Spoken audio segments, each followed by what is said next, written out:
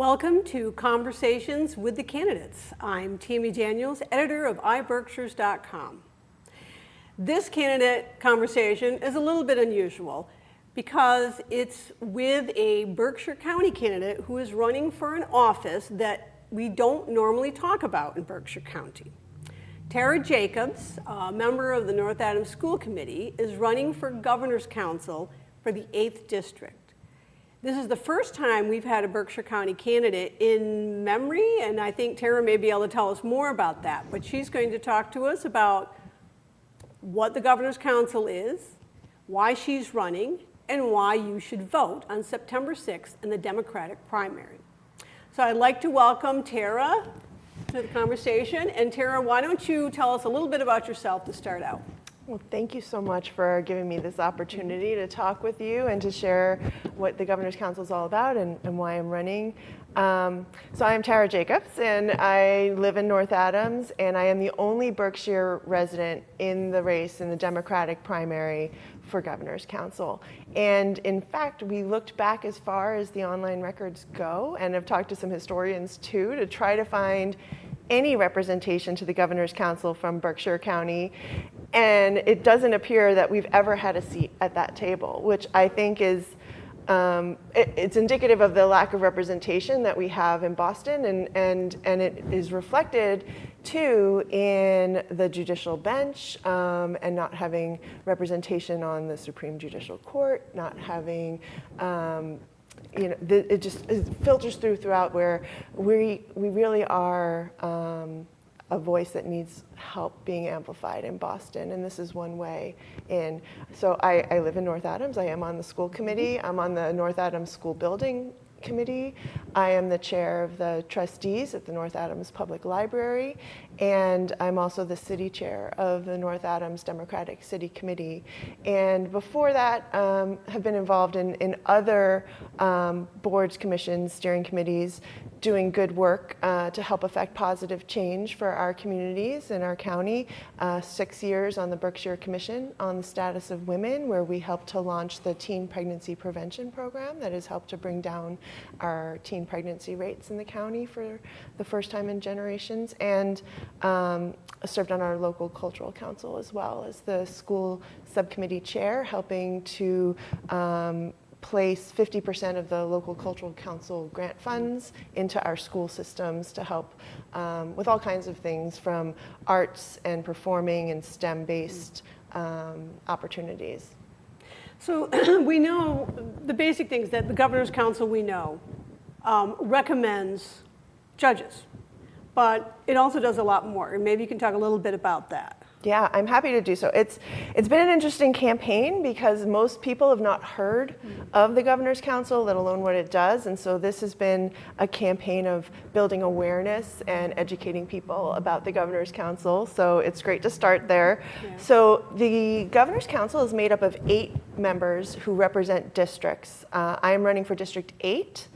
Each district represents, is kind of carved out by having 5 Senate districts within each district. So we in District 8 are the largest geographically, but the smallest from a population standpoint. And this district will represent 102 cities and towns in all 4 Western Mass counties and a little bit of Worcester County as well. And what they do, they work with the governor. The lieutenant governor is their ex officio chair. And they are located in the governor's suite at the State House. Their door is next door to the governor's chamber door. And their role, they have many things that they do, but they are an advice and consent board to the governor, a check and balance on the executive branch, largely focused on judicial work. So they confirm every judge across the state, from the district level up to the Supreme Judicial Court. They come through the Governor's Council for confirmation. Their decisions are final and can't be overruled by the governor, and they can overrule the governor if they reject his or her nominee.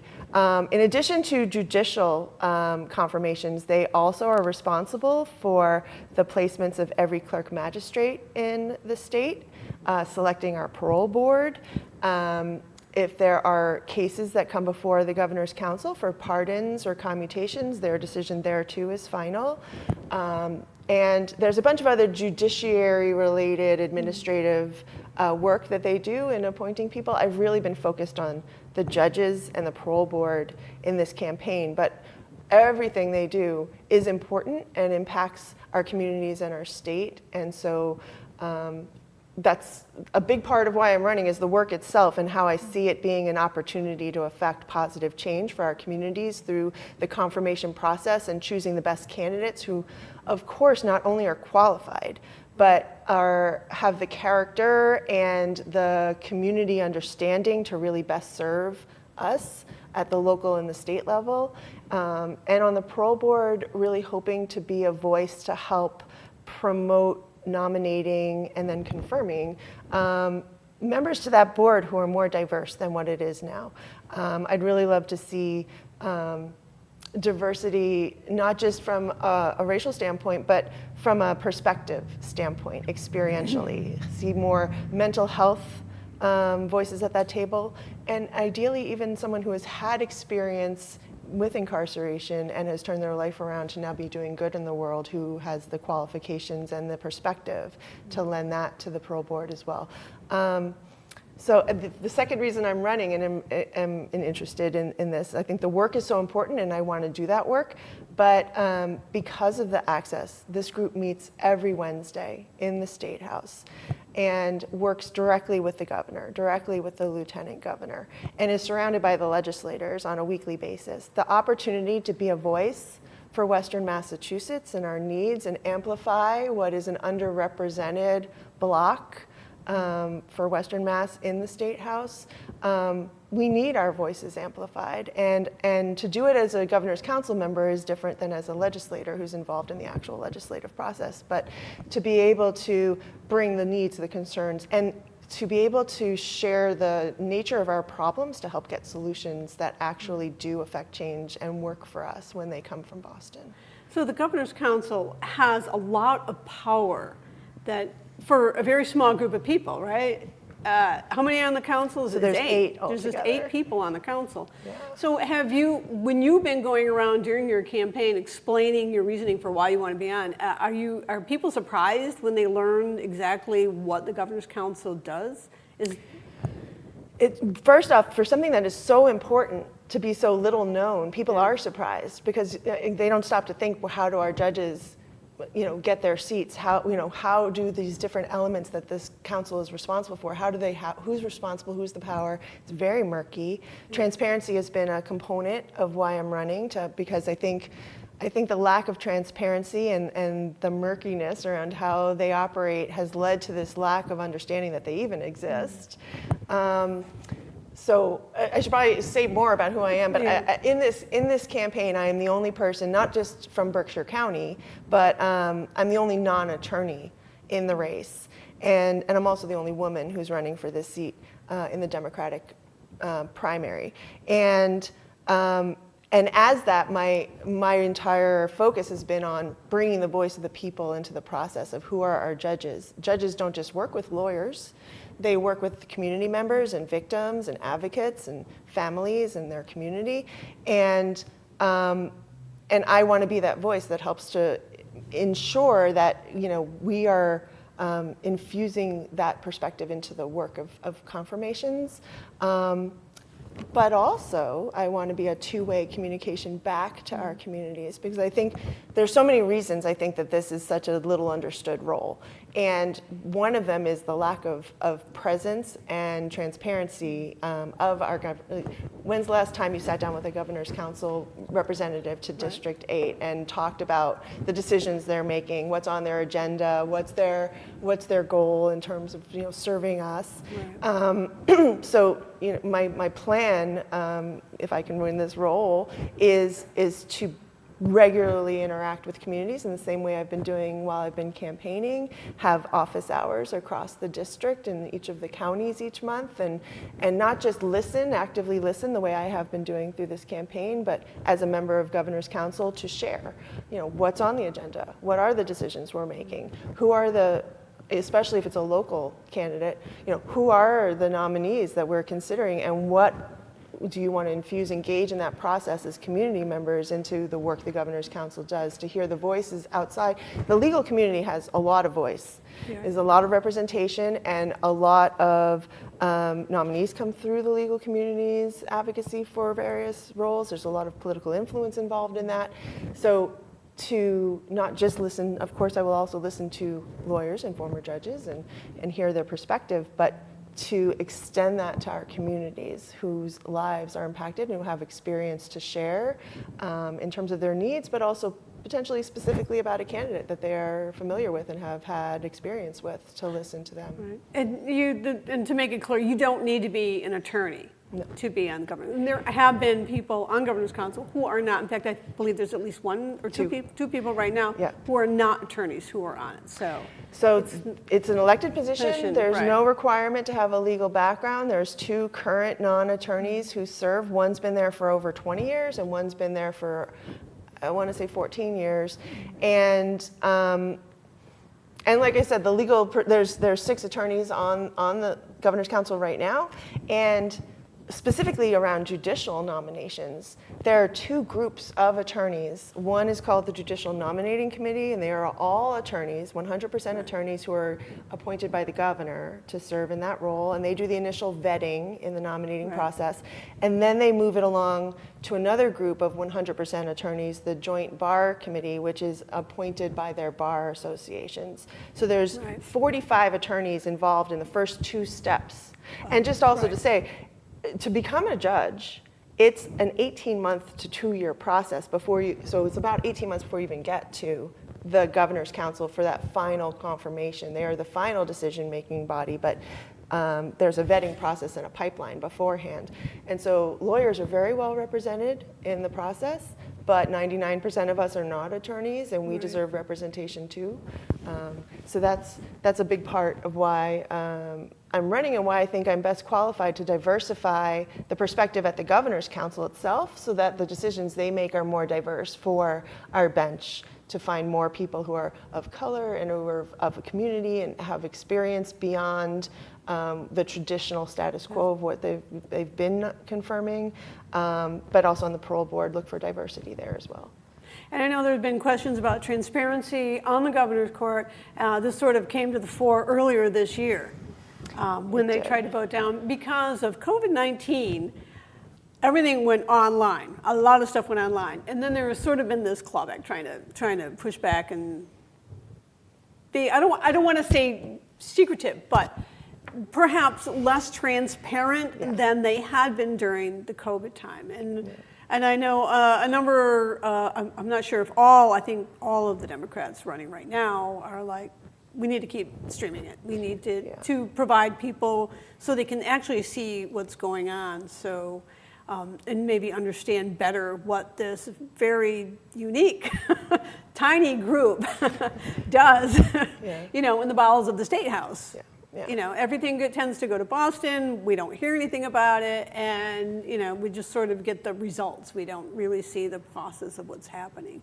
So, and you might not even see the results if it's not local. Right. Yeah, for sure. So partially it was COVID driven, but the State House closed for a very long time because of COVID, and they continued to do their work. And so cameras were brought into the room, remote access became available for them to do their work of deliberating and confirming. And then when it became safe again, they removed those cameras and went back to how they had been before. And there was an outcry. People were, those who were even aware, but who had finally had that ability to be able to see what they were doing, push back. And after a little more than a month, under duress, they brought the cameras back. It's an interesting group because they are not subject to open meeting law. And so they can decide things like that. But thankfully, there was that pressure brought to them that, once the cameras went in, to remove it was really just a step away from transparency. And we definitely need more transparency, and those cameras are a big part of it. But also accessibility. So we're coming from the farthest end of the state and in Western Mass to be able to participate and to share your voice required, prior to the cameras, you to go to Boston. You need to have the accessibility in terms of transportation and time. It's almost a privilege to be able to take the time and be able to get yourself to Boston and not know when you're going to go before them. So basically carve out an entire day and just wait until you get a chance. Yeah. And one of the things I've been saying I would love to see happen is to move the hearings locally, especially for Western Mass, maybe Cape Cod, like parts of the state where it is a burden and a barrier to participating because of distance. Because even remotely participating in the process, you have to be aware it's happening, Right. But if you were to transport the process to where the people are, you have more opportunity to really engage the community in participating, sharing their views, but also learning about what's happening and how it works. And again, the more we can do to bring awareness to who this group is, what they do, and how it impacts people's lives. I mean, judges matter. I think it's become clear to us recently just how much judges matter and how much they can impact our lives. And so I think it's to the good to help to spread the word and to, increase transparency and accessibility and participation so that there's more accountability in what the Governor's Council does as well. So based on why do you think you would be a good member of the Governor's Council? Sort of like, why this office that nobody ever hears about? Yeah. Until something bad happens, I have to say. Well, for a few reasons, and thank you for the question. Yeah.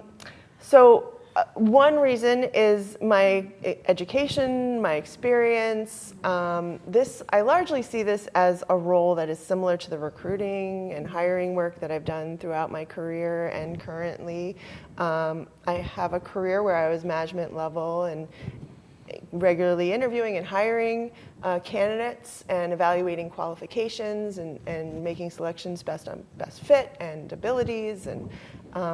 And that has translated into my more recent experiences on school committee, hiring our superintendent of schools, being involved in search committees for our business administrative roles and other administrative roles, and even most recently at the library as a chair of the trustees, working to find a qualified candidate to serve as our library director. And we've just recently hired a fantastic new library director. And that was an entire process in evaluating not just qualifications, but character and sensibilities around serving our community and who would be a best fit in terms of doing the role from a management standpoint and the technical aspects of library work, but also from a character standpoint of who would best integrate into and collaborate with our staff and our community and serve us best. And so that ability to assess qualifications, but also the character, is something that I think is completely relevant and on point to what this work is. Also, in my education and career and current existence, I studied social psychology research undergrad and infused that into my MBA work as well, sort of a psychological bent to the work that I did there. And management was focused on change management and operational behavior and things like that. And then my career in advertising was brand strategy and consumer insight, which is all about actively listening to people and understanding their hearts and minds and their beliefs and their needs and their fears and their values.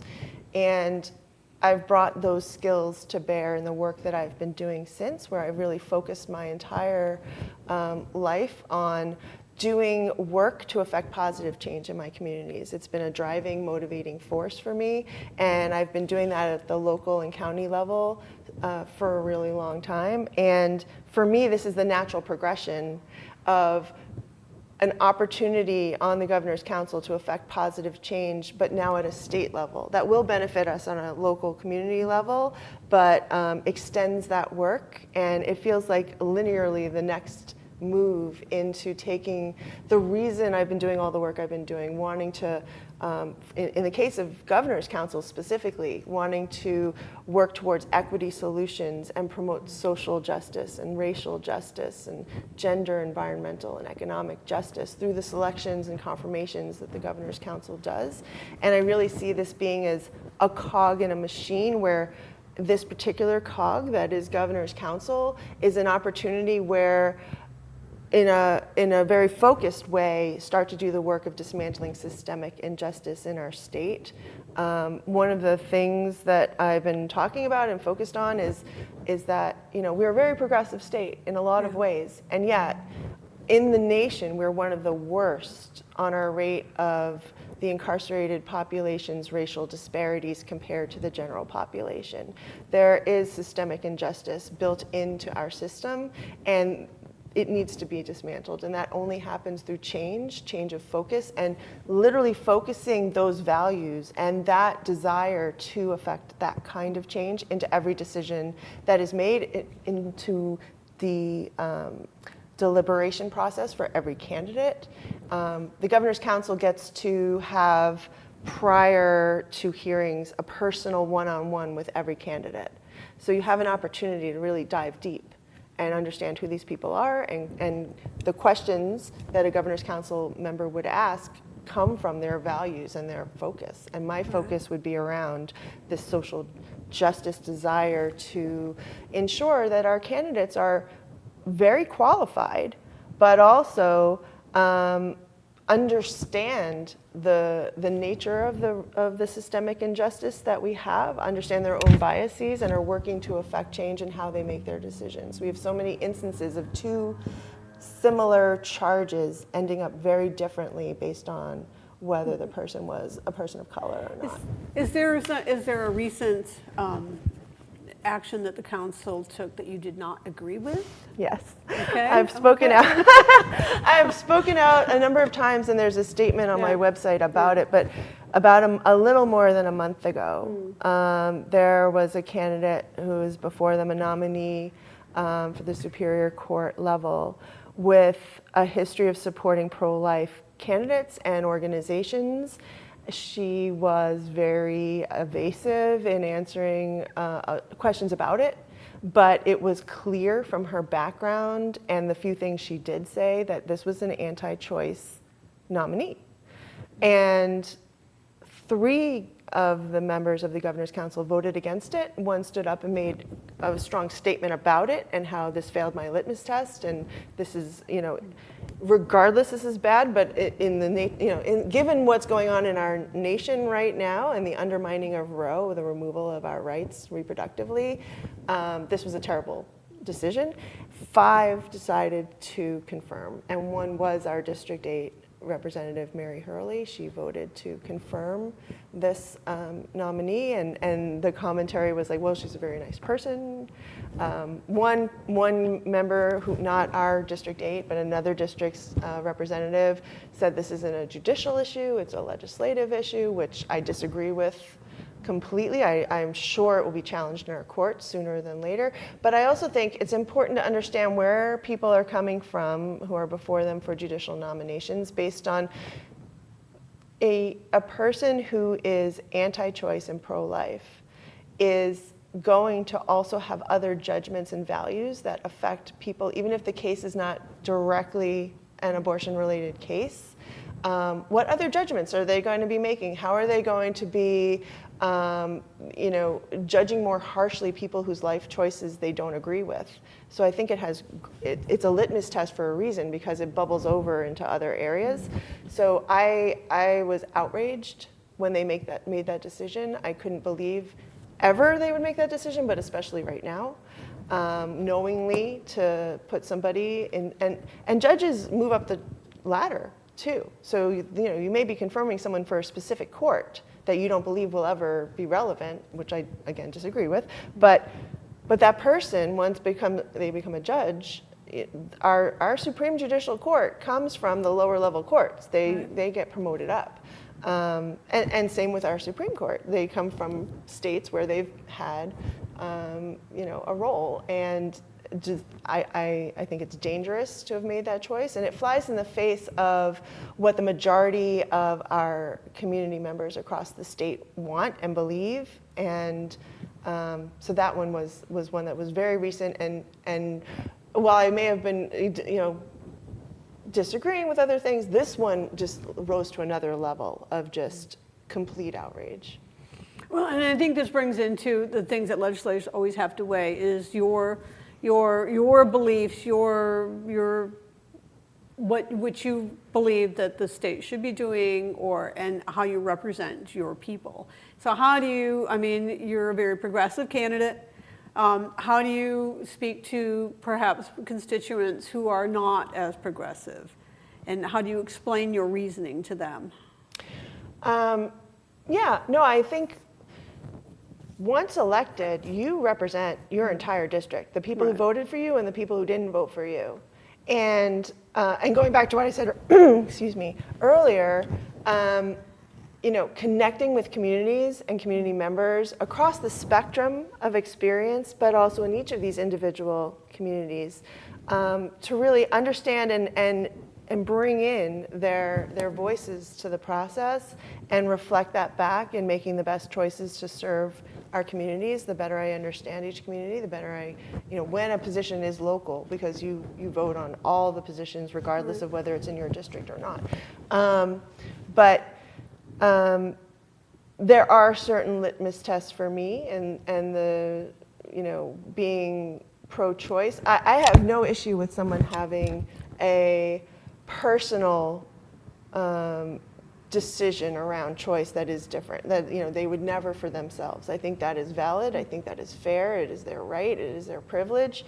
It becomes an issue when that personal sensibility they project outwards to control others' freedoms and rights. If elected, I will do my best to connect with, to listen to, and to represent all of Western Massachusetts, not just those who supported me, not just those who voted for me, but the full holisticness of Western Mass will be, mine to represent and connect with in the best of my ability. Yeah. It's really difficult sometimes with this because the Governor's Council has sort of not been part of Berkshire County. I've been covering elections for more than 20 years here at various newspapers, and this is the first time the Governor's Council has really come up. We've always put in the results, so-and-so, I don't know who that person is. Did that person ever come here? I don't think so. I don't ever remember even interviewing somebody for Governor's Council. So it's kind of unusual, which is one of the reasons why we're having this candidate conversation. So what have you, but now you've been out, there's 102 communities in the 8th district, and you've been actively campaigning, I know, up and down the county and outside the county. And so what are you hearing when you're out campaigning for this? Are people surprised to see you? Are they? Yeah. So 102 cities and towns across literally half the state. I have put over 12,000 miles on my vehicle. That's at a year's this worth. point. in only, and literally to the extent that, the check engine light's on and we have to figure out what's going on because the poor thing is like, what are you doing? But I've gone everywhere. I've gone to communities that have fewer than 1,000 residents. I've gone to Springfield numerous times, and I've been all the places in between. And I've been connecting across the board with our elected officials who are in these communities, select people, city council members, mayors, state reps, state senators, and people where they are. So I've talked to people in housing authorities. I've talked to people at recovery centers. I've talked to people literally in parks waiting for a bus, and everything in between. I've really done my best to really live a few things. I want to be the voice of the people. That means talking to the people where they are and finding a diversity of experience in who I've been talking to about this. But also, what I've been hearing is two things. One, Western Mass as a whole shares a whole lot. We have so many big issues in common: transportation, access to healthcare and mental health care, economics like jobs, and in some of the more remote places, broadband is still an issue that is still on there. So there are a bunch, and there's even more than that are just shared experience of being in Western Mass. That when I talk about being from Berkshire County, I think it's a benefit because who understands more than any other part of this district how little Boston gets what our challenges are, but also because I recognize, we're the smallest population in this district, and so, even more so have to do the work to filter out there and to meet people and to hear what their issues are. And having done that, there are communities that have very specific and I think relevant to Governor's Council challenges. Like when I was in Lee, the focus is on, a PCB dump that they are fighting, that they are taking to litigation, and it will show up in the courts. In some communities, it's been about racial issues in their police departments where they have challenges and they're fighting discrimination cases. It's been different for each community, but each community does have their own, in Greenfield, they have that issue with their police department, but also there's a group that's really fighting to affect change around something called home equity theft, where if you go into your tax bill is beyond what you can afford, the state or the city will take your property, sell it, but not give you the equity that you had built. So whatever above and beyond what that tax bill was belongs to them all of a sudden, whereas if you go into foreclosure, the bank takes what's owed but gives you your equity. So that's called home equity theft, and that's an issue that's a new one. I gotta admit, I've never heard of that one. Holy cow. So that is something that legislatively Yeah. needs protection because it's happening across, especially post-COVID and the economic, but it was happening before, but it's happening in greater numbers now. So this is the kind of conversations that I'm having, and they're very specific to the needs, the pain points in these different communities. And going back to what I said earlier, some of these are legislative issues that, from an advocacy standpoint, I could be a voice in Boston to help amplify our Western Mass needs and concerns. Some of them are, like the Lee situation, it's relevant in terms of when a nominee comes up that would be for, land court or another court where, these would be the kinds of conversations I'd be having in that personal interview and in the hearing to suss out, what are their sensibilities and their qualifications and their values that will impact our communities as they fight these battles across our district. Yeah. That's interesting. I gave you a new one, huh? Yeah, I gave you a new one. I've been learning a lot. I've been hearing I guess. Yeah. So we also want to bring up that you said you have been doing a deep dive into, not you necessarily, but your campaign has been doing a deep dive into voting for Governor's Council. And I had looked up some of the last ones, and they seem to be in Pittsfield, and like 75% of the votes cast, like 25% of the votes were just blanks. Yep.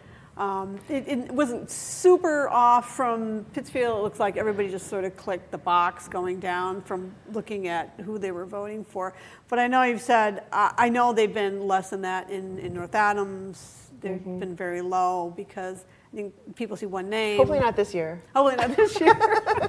People see, sometimes if there's nobody running against them, there's one name, people just say, okay, I guess that person's been in there, I guess I'll just vote for them. Yeah. So what has your campaign found for sort of voting for Governor's Council in the 8th District? Yeah, so the numbers across the district have been fascinating, and consistently, and I'm sure this is across the state as well, because so few people understand or are aware of what Governor's Council is, many people skip voting in it because they don't know enough. They feel like they don't know the candidates, they don't know what it is. Also, it doesn't say Governor's Council on the ballot, it says counselor. So the blank has been a competitor of mine since the beginning of this campaign. It's why I've been doing everything I can do to spread the word and build awareness around what it is that Governor's Council is and what they do, why it's so important, and please don't skip it. I've been calling it Beat the Blank. Right? Beat the blank. So I'm trying to beat the blank. Because literally when we looked at the numbers, there's some communities where blank came in number 1, and then whoever came in after the blank was the winner. And other places it was number 2 or number 3, but it's always a sizable chunk of voters leave it blank.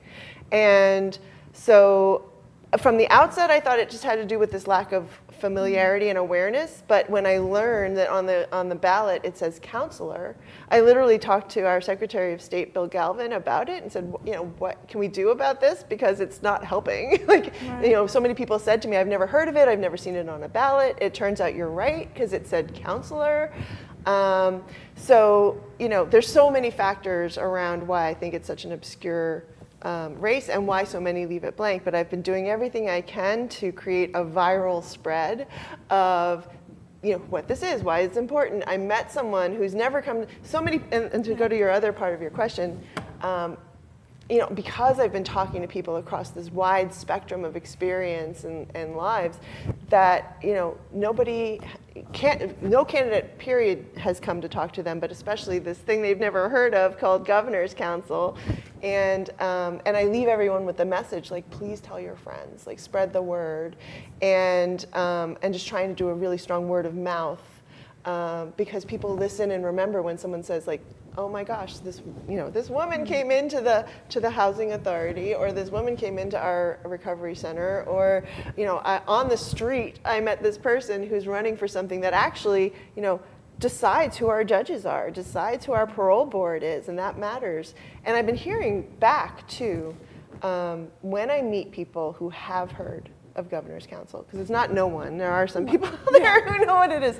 The majority of those who know what it is are lawyers or former judges who've been involved in the process, who are aware it exists, who know what their path is to becoming a judge. But the other population who is familiar are people who have often heartbreaking stories about either their personal experience or their family members' experience with the judicial system, with incarceration, with the parole board. And because the stories, and uniformly these stories have great dissatisfaction and trauma around the experience, leads a person to say, who's in charge of this? You know, who decided that person should be a judge? Or why this parole board isn't giving most of the cases even a look, let alone an opportunity for parole? Who put those people? And they will have done the research to figure out and then care about the Governor's Council. But it's a very small group. And, you know, if you think about it, almost everyone at some point is going to come before a judge, be it a family court with an adoption, or a probate court, or a dispute with a landlord, or it goes on and on and on. Like, it's not only in the criminal capacity that people encounter court system and judges. And like I said before, judges matter. You know, is this person someone who's going to be just and fair and have compassion and an understanding for the community that they're serving and the challenges they have? Are they going to be aware of their own biases and be working to ensure that they are as unbiased as possible in judging the person before them and giving equitable, similar sentencing to the people they perceive as, you know, having a different experience and understanding the experiences that led people down the path of addiction or, you know, or mental health aspects? How much are they going to have that compassionate and nuanced understanding of who they're serving? So, you know, it is, if known, the kind of thing that should matter a great deal to all of us, but this very, you know, the lack of transparency that we talked about, and also the lack of presence, because like you said, I can't recall ever being in an event where I met my Governor's Council representative.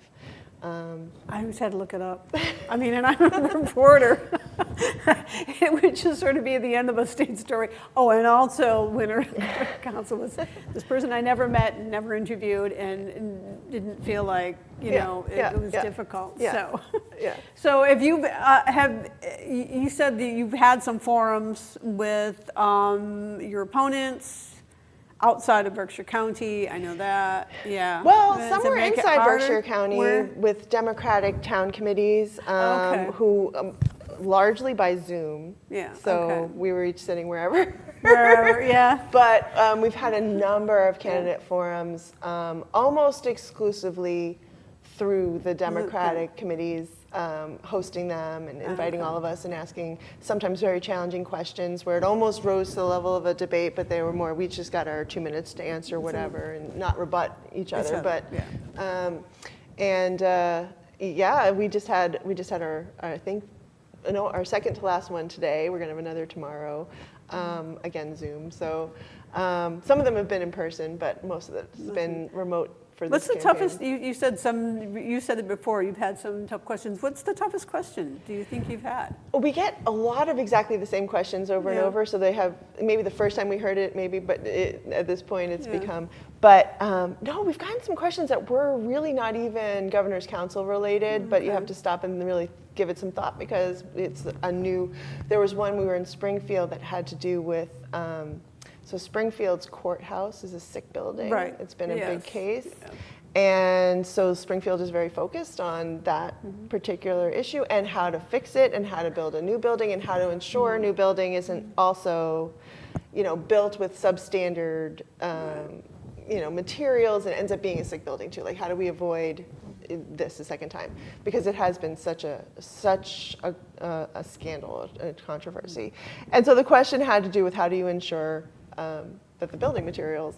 So not really a Governor's Council Question, yeah. question because But, we have no yeah. control over something Over like that. buildings, right. That's a whole Yeah. nother department. I guess theoretically it could be an advocacy, but it was interesting Yeah. because I was the last one to answer that question, Yeah.